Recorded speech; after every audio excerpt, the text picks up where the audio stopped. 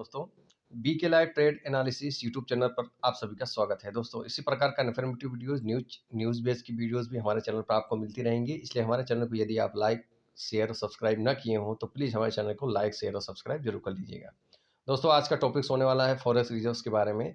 भारत के विदेशी मुद्रा भंडार में बढ़ी गिरावट, 2 साल के निचले स्तर पर पहुंचा, जाने क्यों आ रही गिरावट। देखिए, इसके कुछ कारण हैं, कुछ बेसिस हैं। यदि हमारे रुपए पे इसी प्रकार से गिरावट हमें देखने को मिलेगी, तो आप ये समझ सकते हैं कि आने वाले समय में भी हमें अपने स्टॉक मार्केट में जो इस समय हल्की सी गिरावट की जो पेनिकनेस हमें देखने को मिल रही है, वो आने समय में शायद और भी गिरावट की तरफ हमें बढ़ती हुई नज़र आ सकती है।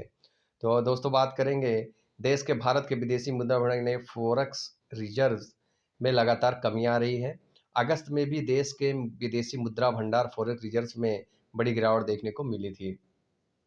अब 7वें सप्ताह में भी हमारे फॉरेक्स रिजर्व्स में कमी देखने को मिल रही है, जो तकरीबन 16 सितंबर की अगर हम बात करें, तो 545.6552 बिलियन डॉलर तक गिर गया है। 2 अक्टूबर 2020 के बाद से ये इसका सबसे ज़्यादा निचला स्तर है। ठीक है? यानी कि 2 अक्टूबर 2020 के बाद की मैं बात कर रहा हूँ दोस्तों, तो आज के समय में जो ये गिरावट है, ये समझ लीजिए 2 साल जो 2020 के अक्टूबर महीना जो 2 अक्टूबर को गिरावट हमने देखने को मिली थी बिलियन डॉलर में, उससे भी निचला स्तर हमें देखने को मिल रहा है। पिछले सप्ताह के अंत में अगर बात करें, विदेशी मुद्रा का भंडार दोस्तों 550.871 अरब डॉलर था। हालांकि भंडार में गिरावट आंशिक रूप से मूल्यांकन में बदलाव के कारण है। विश्लेषकों का मानना है कि गिरावट का एक बड़ा हिस्सा भारतीय रिजर्व बैंक की मुद्रा बाजार, यानी कि सबसे जो बड़ा हिस्सा है, वो भारतीय रिजर्व बैंक के मुद्रा बाजार यानी कि फॉरेन रिजर्व्स में हस्तक्षेप करने के कारण रुपए को डॉलर के मुकाबले अधिक तेजी से मूल्य ह्रास से रोकने के लिए किया गया है। रुपया रहा स्थिर। शुक्रवार को सप्ताह के अंतिम दिन की बात करें तो बाजार में गिरावट के साथ बंद हुआ। इस दौरान रुपया स्थिर स्थिर था। बाजार में गिरावट से निवेशकों की चिंता बढ़ गई है। बाजार में लगातार गिरावट देखी जा रही है। एक्सपर्ट्स के मुताबिक रुपए की कीमत ने रिजर्व बैंक की टेंशन थोड़ी बढ़ा दी है। लिहाजा आरबीआई रुपए की कीमत को नियंत्रित करने के लिए एक कदम उठा रहा है, या फिर पहले भी उठाते रहे हैं, और आने वाले समय में भी दोस्तों की रुपीस की जो वैल्यू है उसको कम ना होने और कम ना, मतलब अच्छी खासी तेजी से न गिरे, इसका पूरा ध्यान रखा जा रहा है। इन चीज़ों का असर मुद्रा भंडार पर दिख रहा है। डॉलर में तेजी की वजह से भारतीय रुपया पर लगातार जो है दबाव बना हुआ नजर आ रहा है। अगस्त में देश के विदेशी मुद्रा भंडार की अगर हम बात करेंगे, तो उसमें अगस्त में ही बहुत भारी गिरावट हमें देखने को मिली थी।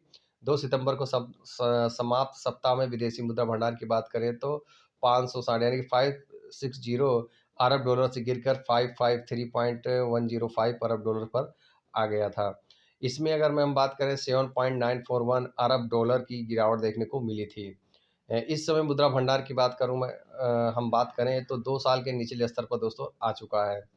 26 अगस्त 2022 को समाप्त सप्ताह में विदेशी मुद्रा भंडार की अगर हम बात करें तो 561.046 अरब डॉलर पर रुपए था। यानी कि अगर बात करें 26 अगस्त 2022 को दोस्तों की जो समाप्त तिमाही थी, उसकी हम बात कर रहे हैं, सप्ताह की बात कर रहे हैं, वीक की, उसमें दोस्तों 561.046 अरब डॉलर के आसपास विदेशी भंडार हमारे जो है देश में फॉरेक्स रिजर्व के तौर पर था।